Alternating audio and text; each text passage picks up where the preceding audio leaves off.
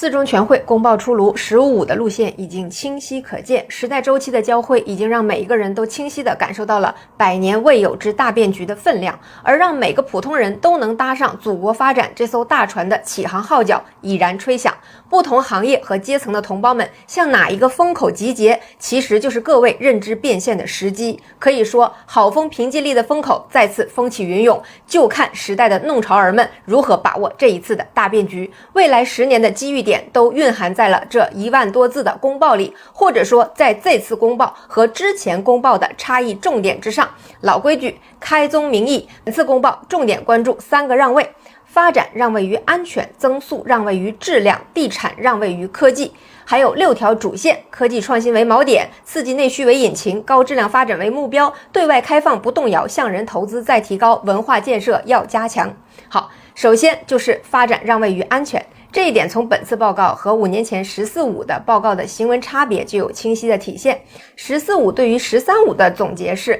全会高度评价决胜全面建成小康社会取得的决定性成就，经济运行总体平稳，经济结构持续优化。而“十五五”的这次的公告在总结“十四五”的时候，表达为全会高度评价“十四五”时期我国发展取得的重大成就，“十四五”时期我国发展历程极不寻常，极不平凡。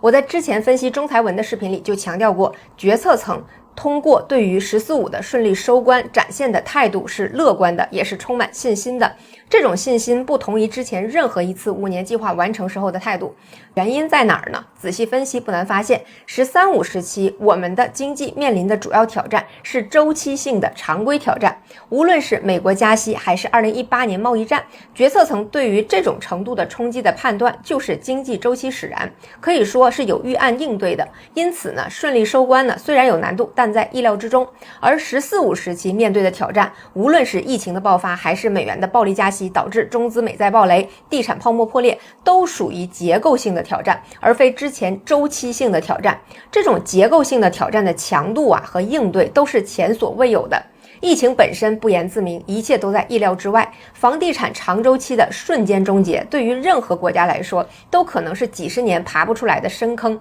所以2次会议在总结上一个5年计划取得的成就时候，态度是不同的。对“13-5”表达的是虽不容易，但是完成目标也是合理的；而对于“14-5”则坦言，过去5年的发展艰难和不寻常。那么在未来“15-5”的发展中，我们现实要面对的最宏观的巨大的挑战是什么呢？其实就是全球现在都发现我们有了掀桌子的能力，也就是我们有能力冲破旧有的不公平的全球垄断秩序了。但是还没有登顶到掌握全球40%工业产值这个安全位置之前，西方的集体围堵阻挡我们科技突围和经济发展的这一挑战。大家都看见了房间里的大象，到大家都坐在我们新开的这一桌上吃饭之前，这一段是最危险的。这个我多次强调过，在这个过程里保持战略定力，不分散国家资源和发展精力，快速登顶是重中之重。就是在这样的基础上，本次公报对“15-5”的形势分析和未来的展望中都着重强调时代定位、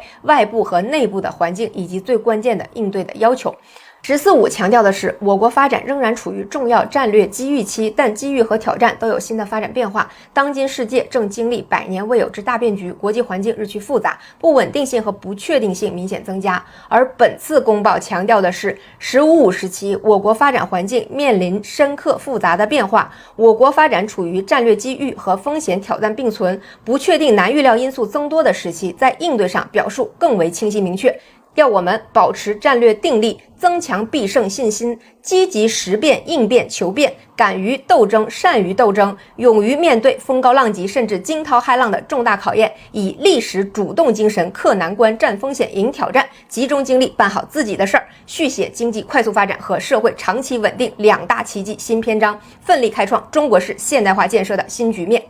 发展让位于安全，不是不发展或者弱发展，而是安全的发展，不让敌人钻空子，也不能像安氏那样差一点竹篮打水，为他人做嫁衣裳。“14-5”报告在局势总体上体现的是有困难，但是完成也在意料之中。“15-5”报告则是意识到了之前的挑战和困难是意料之外的。同时又发现无论是疫情还是美元加息，都并非是偶发随机的意外事件，因此对于未来要有更大的警惕。随着我们的强势登顶，迎面而来的明枪暗箭只会更多，风险意识是下个阶段发展无论整体还是我们每个个体都要最优先注意的事项。在分析安氏半导体的那期节目里，我多次强调，西方主导的全球秩序正随着西方经济的衰退而陷入礼崩乐坏的局面。大家一定要意识到，财产和人身的安全它不是想当然就存在的，安全发展才有享受发展成果的机会，国家也是这个意思。那么我们来说第二个让位，就是增速让位于质量。